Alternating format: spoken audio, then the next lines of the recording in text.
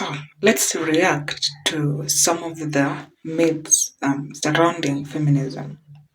Okay, one. Most people believe that feminism is about hating men. But is that the case? No. So when we're talking about feminism, it fights for equal opportunities for both the um, females and the males. It's not only about um, a female themselves or female trying to belittle the men. I mean, we need men in our lives. We need our fathers, we need our brothers, we need our spouses. So feminism isn't about hating men. Yes, it's empowering the female gender because over the years, it's not a secret that history hasn't really been kind to the women. So women had to find a way to get their frustration out. And so if feminism was born. But it's not about hating men. It's about advocating for us equally, both the men and the women, so that we live in a world where everyone is given what they deserve. Yeah. Number two, is it true that we don't need it anymore? Don't we need feminism anymore? Hmm. I don't think so. We actually need feminism because there's still some unfairness that goes around the world. For example, in some workplaces, you've seen maybe actresses advocating for equal pay, and that is not the only thing. Or if there are, how do I say it? If there are opportunities that require people to maybe go outside and do something, you know, um, so you'd find that some of the females are not given these opportunities. Or if there should be a promotion of some sort. You know, you're in the same workplace, you work for this. Actually, some people don't really want to promote women because they believe that we'll get pregnant and then drop out. But is that the case? No. So we still need feminism to fight for ourselves. We still need feminism to help us be able to stand up for ourselves for what we believe in. So I think feminism is a major part of women being empowered. So it's still needed and it will still be needed. I don't know until when, but we need it in 2025. Another thing believed is that feminism is only beneficial to women. But is that the case? I don't think so. Anyone uncomfortable with feminism honestly has a problem with in one way or the other. Because when we're talking about feminism, it challenges some of the toxic traditions in the society, and these rules that were made in society only benefit one individual or a group of people or men in particular. So I don't think feminism is only beneficial to women, but it challenges some ideas in the society that were mediocre. It challenges, toxic masculinity. So it challenges our beliefs that has been instilled in us for a very long time that are actually not correct. So it helps both the males and the females. So females feel empowered, but the male also need to rethink themselves if these things that are being done in the society are actually good. Are they respectable towards the other gender? So feminism is not only beneficial to women, but also to men.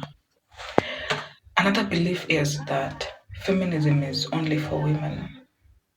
Now, don't confuse me. The other one I said that it only benefits women, but this one is a belief that it's only for women, but it's not. So, when we're talking about feminism, it fights for both the males and the females, but I don't know why it has been associated with just the females only, but it's supposed to help us both. It's about empowering, it's about equality, it's about being able to be given equal chances as the male counterparts.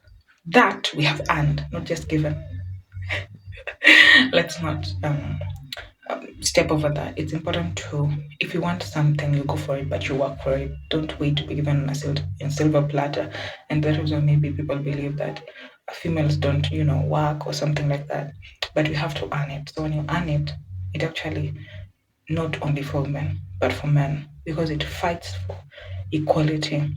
When I'm talking about me wanting to earn what I want, it means that I have gone, let's say you've gone for a competition and you've won that competition fairly. If you're looking at the marathon, these people, they practice day in, day out, day, night. They practice so that they achieve that, you know, the gold medal or the silver. But it's something that they've worked for, and that is what applies here also. So we're asking for equal chances, equal opportunities that we actually deserve, not just being given on the basis of a female. So it actually advocates for both men's and the females. If you work hard for something and you deserve it, why not have it? Now, lastly, and this is a very common one, most people associate feminists with not being feminine. Guys, am I not really feminine? Okay, anyway, I get that a lot by the way, because I'm somebody who, if I decide to, let's say, go out or try to do something, I'm taking myself out. Now, sometimes I'm not, the kind of person to through myself that maybe even if you're in a group, you wait for your male friends to pay for. If somebody offers to pay, fine, but I always find a way to ensure that I pay back, one or the other. And I don't know why this attitude of ours is associated with us not being feminine. Let me tell you, we love being spoiled, by the way. Who doesn't love being spoiled? We do love, but sometimes you go out, you decide to take yourself out. Nobody was in your plan. So why would I wait for somebody to pay for my bills? Like, they are there for a reason. They're there maybe to have fun. But why would I wait so? Or why would I wait to be pampered of some sort when I can do it myself? But the thing is, our spaces are very important to us, and we are very feminine. We love being spoiled, but I choose a spoiled me. I don't like just being spoiled by anyone. I love my, time being alone, going out. I have no problem with that. But just because I'm bold, I say what I think, I do whatever, I act the way I feel like acting, and I don't back down from a fight. Okay, depends on what fight. Okay, maybe work related issues here. Just because I don't do that, doesn't mean I'm feminine. But the truth about the society is that you don't always expect to be helped all the time. So we need to learn to fend for ourselves. People neglect the fact that we have women in the society who have been widowed, you know, and this person maybe doesn't have education. This person doesn't have a job. How do you expect her to fend for the family?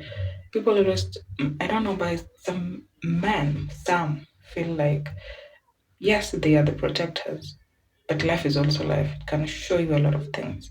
It's unpredictable. That's why it's life.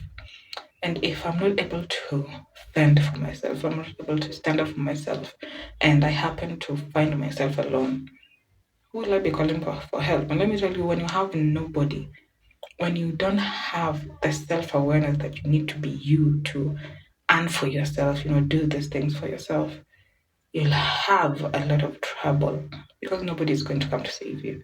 So you have to learn to fight to get out of that pit for yourself, and at this point, maybe for your children, family, if life shows you life. But if you're not able to do that for yourself, you'll still be waiting for somebody to pay your bills. Anyway, so that was the last one. Feminists are very feminine, but we choose who we let into our space.